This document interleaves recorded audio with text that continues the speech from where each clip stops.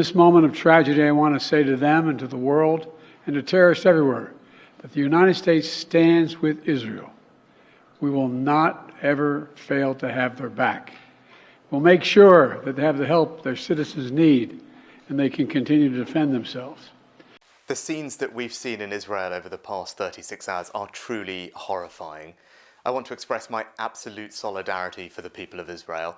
Now is not a time for equivocation, and I'm unequivocal. Hamas and the people who support Hamas are fully responsible for this appalling act of terror, for the murder of civilians and for the kidnapping of innocent people, including children.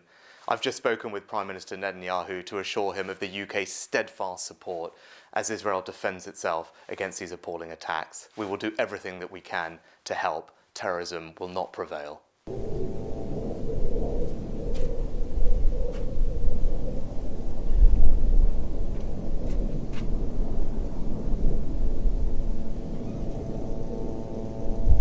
What we are witnessing are war crimes, blatant, barbaric war crimes, slaughtering civilians, abusing hostages, taking babies from their mothers.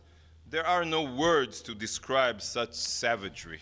This is Israel's 9/11. This is Israel's 9/11, and Israel will do everything to bring our sons and daughters back home.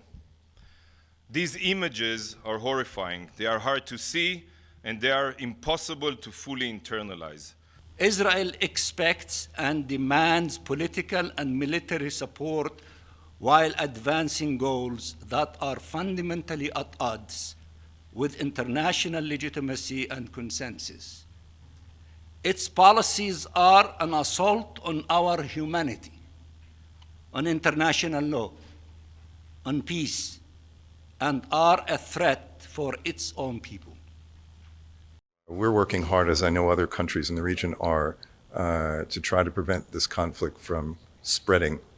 It's important that the global community strongly condemn this unprovoked invasion and the terrorist attacks and activities that have taken place and are taking place. The council members are highly concerned, but we understand that right now we're in a very dynamic situation and a complex situation and in a state of flux, and that all council members have to use both their international but also their bilateral channels to try and call for calm and de-escalation with a focus and a priority around the protection of civilians on both sides.